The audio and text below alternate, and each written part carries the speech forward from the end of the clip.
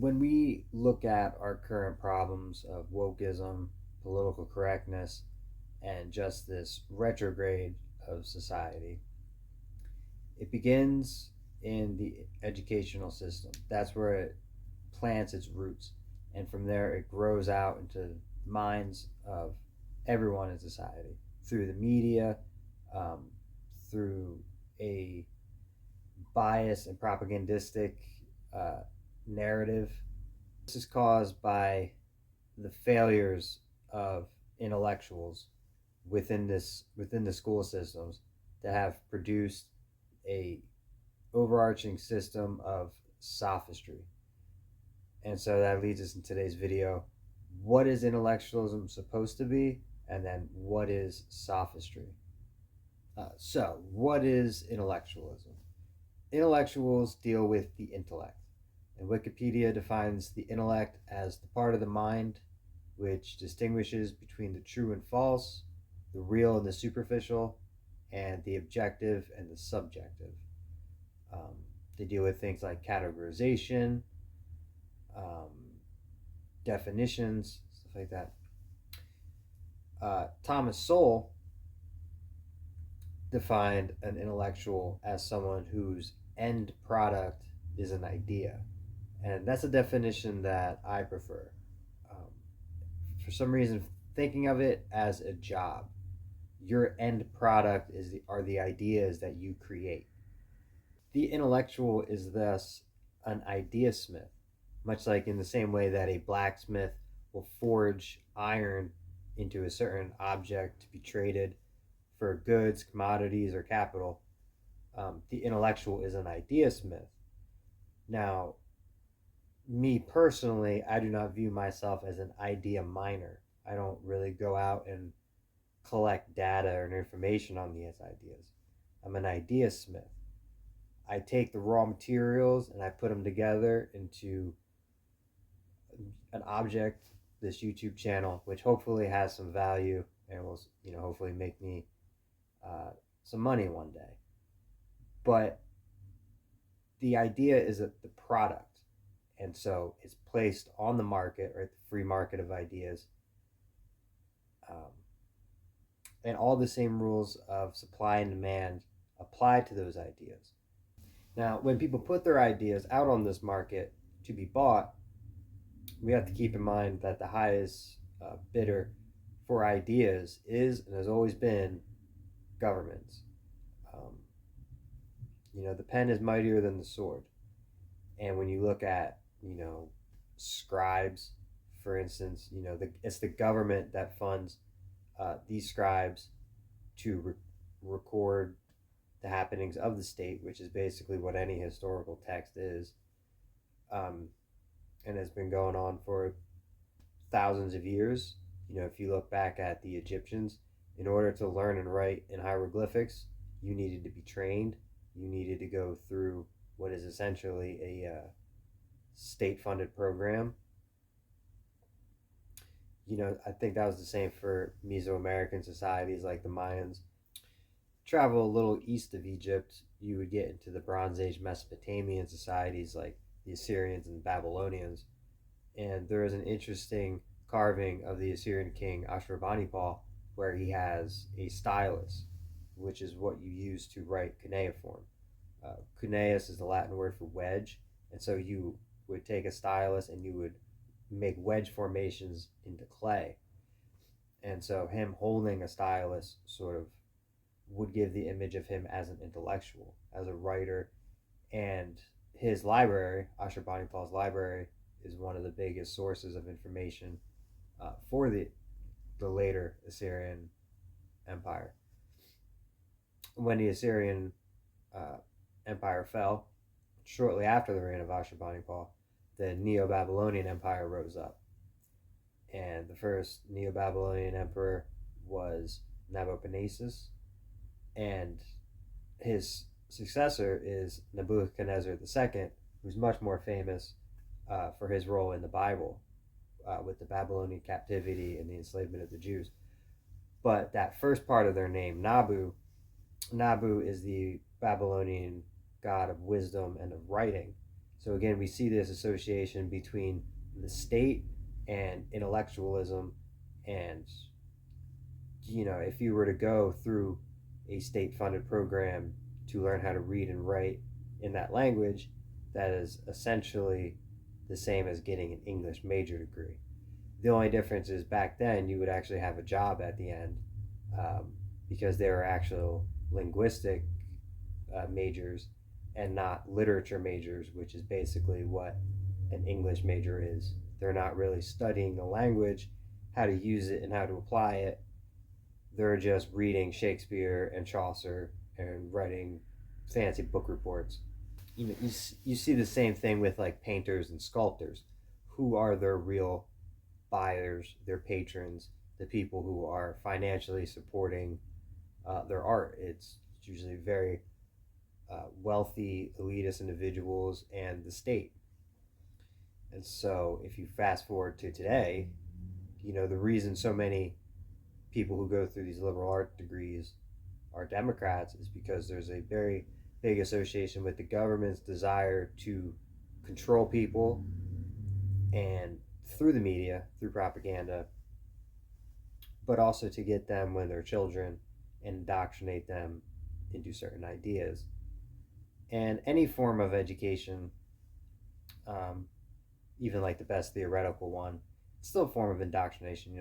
Propaganda isn't necessarily itself bad. Like, for instance, when the government um, makes an ad saying that smoking causes cancer, that's still propaganda. Propaganda is just state advertisement. The problem is that when the state becomes tyrannical and overreaching, now these ideas become parasitic and just sort of feed off people's jealousy, and they become very mindlessly accepted by the population.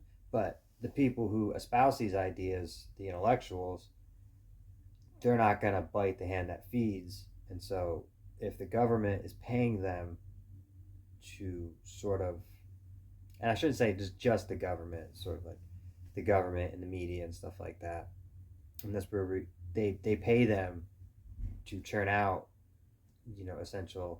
essentially what is just political ramblings, word salads, your fake news. That's there's a market impetus behind that, and also not every market is free. People don't have ideas; ideas have people, and so the government, the media,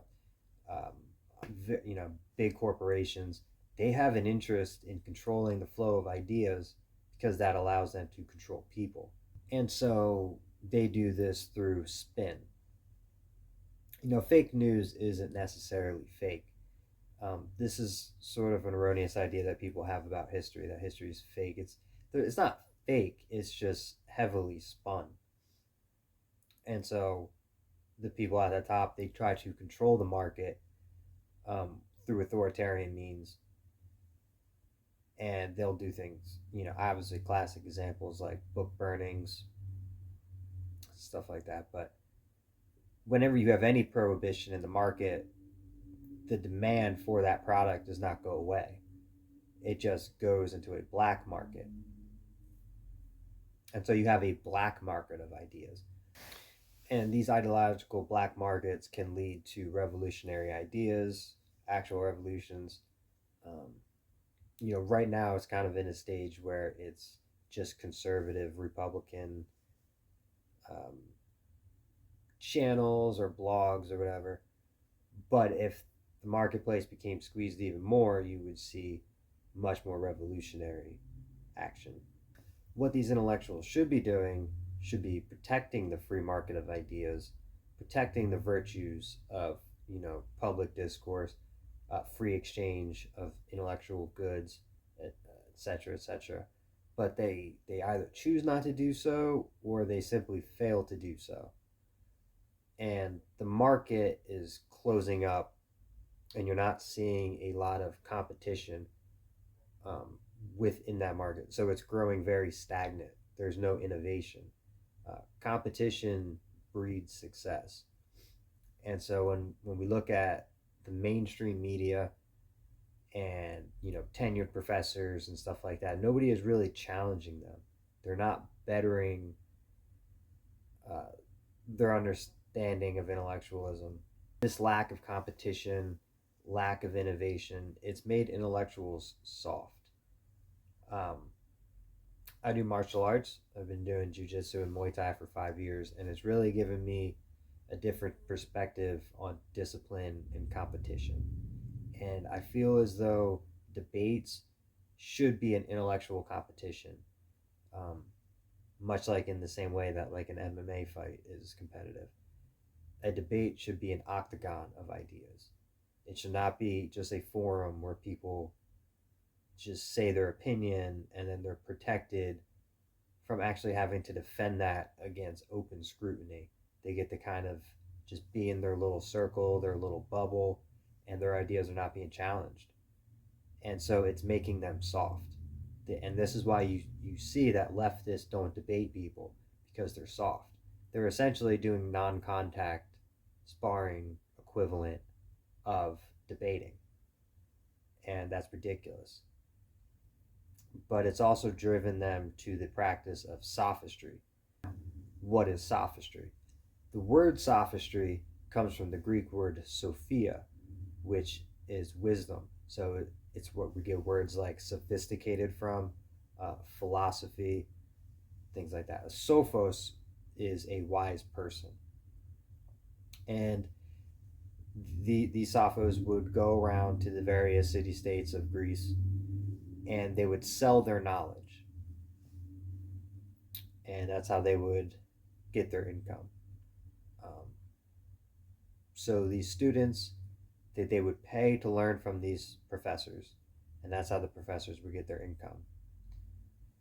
Sophistry then became a sort of Ponzi scheme, and so the word sophos became used during the time of Socrates, much like how people would watch, um, mainstream cable news, and they have on the experts, or when you go onto YouTube and or any kind of social media and you have the fact checkers.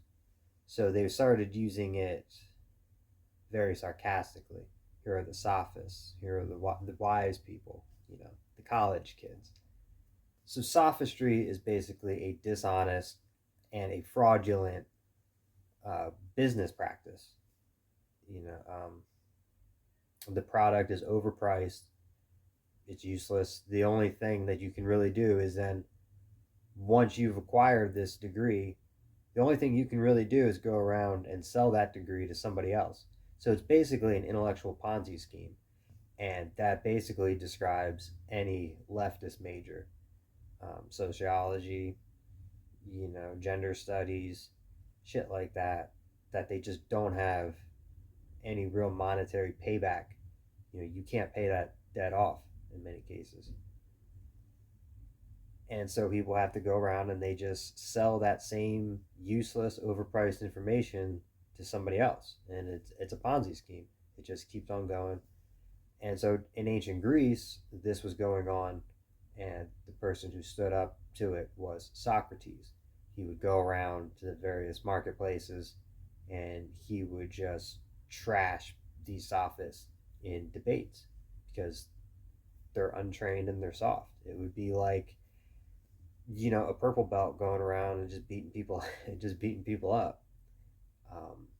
It's not that hard to do against someone who's untrained and doesn't know what they're doing. Now, Socrates is one of my more favorite historical figures. He lived in Athens in the 5th century BC, and so at this time, Athens was a democracy. They were Democrats. Athens was controlled by Democrats. The word democracy is also Greek. It's demos kratos, which means power to the people. And the thing I love about Socrates was just that he was just not a Democrat. His main student was Plato, and one of his more famous works is The Republic, and that's because Socrates was a Republican. He would go around and he would criticize democracy, criticize the Democrats. Another Greek word is pedophile, and that I believe was coined by the Spartans, but it literally means boyfriend, and that's because the Greek Democrats would groom young children to be their lovers. Uh, good thing Democrats nowadays don't groom kids, but that was a practice that Socrates also stood against, and that's mentioned in Plato's Symposium when Alcibiades comes in drunk. But eventually, the Democrats grew tired of Socrates giving them the mental beatdown, explaining objectively how republics are better than democracies. And, they eventually got tired of, being called out under child grooming. And so Socrates was arrested and he was tried for two counts. One was corruption of the youth, and the other one was not believing in the gods of the city. He was found guilty on both charges and was sentenced to death by uh, having to drink poison hemlock. And I feel like that's kind of how I want to go out. Like, I really want to just be a firm enemy of the Democrats. And I want them to one day take me out. And I want there to be like two or three wrestlers who are just like, that's bullshit. And they go on to write dialogues about me. That's pretty much how I want to go out. But it's one thing to look at the ancient world and talk about Socrates and Ashurbanipal and stuff like that. What about within the last century or so? Like, what are some of the dangerous effects that intellectualism posed and which intellectualism has brought about? So, first off, communism. Uh, Communism begins in 1870 at the Paris Commune. That's where the word communism comes from. Um, After France was defeated by Otto von Bismarck, who's also another one of my more favorite historical figures, um, a bunch of revolutionary radicals seized parts of Paris. They blocked off the roads and they formed a commune, much like very similar to what we saw in Seattle with the Chaz. And of course, it didn't work because communism does not work. But that was the beginnings of communism in 1870. And France is a horrible country. It's a horrible people, horrible culture. They're responsible for so much that's wrong with the world. They really are. And communism pretty much just takes the cake. Of course, then you would get things like the Russian Revolution. Um, and then when we look at World War II, Benito Mussolini viewed himself as an intellectual. Of course, you have Adolf Hitler, who was a vegan art student. Literally Donald Trump. But when you look at his rise in the 1920s and 1930s, he was one person that he was influenced by was an American named Madison Grant. Madison Grant was a biologist, I believe. He did a lot of work with conservation. Um, there were parks in California dedicated to him that were renamed, but Madison Grant wrote a book called "The Passing of the Great Race," which Hitler would call his Bible. And then after World War II, you have the Cold War, so you have a lot of stuff with communist regimes. Um, if you look at Mao Zedong, his rise during the Chinese Civil War, the anti-rightist movement, and he was anti-nationalist, right? He opposed Chiang Kai-shek, who was our ally uh, in the war against Japan, who was probably even worse than Nazi Germany. But after the Japanese were defeated, there was a civil war between the communists and the nationalists. The communists, led by Mao Zedong, pushed the nationalists into Taiwan. And so Taiwan is known as the Republic of China, whereas China is known as the People's Republic of China, the Demos. Uh, Again, it's a democrat society. But during Mao Zedong's Cultural Revolution, there was something called the Hundred Flowers movement. I believe the quote was, "Let 100 schools of thought blossom like 100 flowers." And so it was an appeal to the intellectual class because the Great Leap Forward was such a failure in providing food, and all the college kids are basically from the city, so they didn't live out in the country, they weren't seeing it. And the 100 Flowers movement turned into a student uprising in favor of Mao Zedong, and they did a lot of purging of um, educational institutions. They ratted out a lot of professors. There was, like I said, the anti-rightist movement, where they would track down, nationalists, supposed nationalists, capitalists like that. They were, purged from society, but that was carried out by students. Um, if you look down at a little later in Cambodia during the reign of Pol Pot, Pol Pot was a French teacher, um, before he rose up and became a brutal genocidal dictator of Cambodia, leading to the Cambodian killing fields, where, of course, anybody who was opposed to him and his ideology was killed. We see the same thing in Islamic extremist groups. So during the Iranian Revolution, the hostage crisis was carried out by college kids. A bunch of college kids stormed the embassy, took a bunch of hostages. It was an international crisis. Um, in Arabic, the word madrasa means school. Taliban means students. So when you see reports of these radical madrasas indoctrinating people to the Taliban, if you just translate those words into English, you get radical schools indoctrinating students. There was a medieval Catholic theologian, Anselm of Canterbury, who defined perfection. He defined it as that in which none greater can be conceived. And I'm not a Christian. I have a Mjolnir pendant. I have two idols here. This is actually something I don't like about Christianity. And I think that it's something that is shared with intellectuals. People say that being a leftist is sort of akin to being a religion. And in some ways it is, because, people who think about communism and sort of like other extremist ideas, extreme ideas of nationalism, supremacy, essentially, religious fundamentalism, they just sort of conceive in their minds a notion about what is perfect. And then they go off of that. And anybody can sit here and just think up better and better scenarios, and so, an idea that says, hey, let's all get paid the same and let's have no concept of private property, that sounds great conceptually. When these ideas get applied to the real world, that is really when they break down.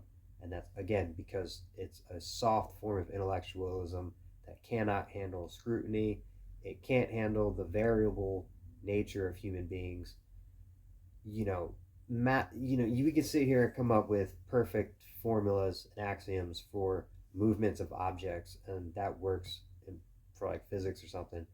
You can't apply that same sort of conceptual perfection to human beings, because they're not going to act in a certain way. Like, you can make a law that says we're all going to get paid the same and we're not going to have notions of private property. Human beings are not going to act like that.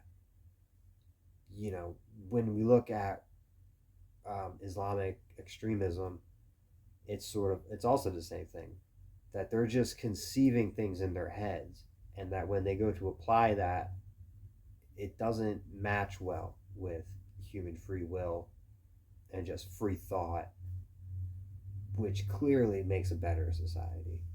So then the question arises, how do we fix the problem and how do we save the Republic?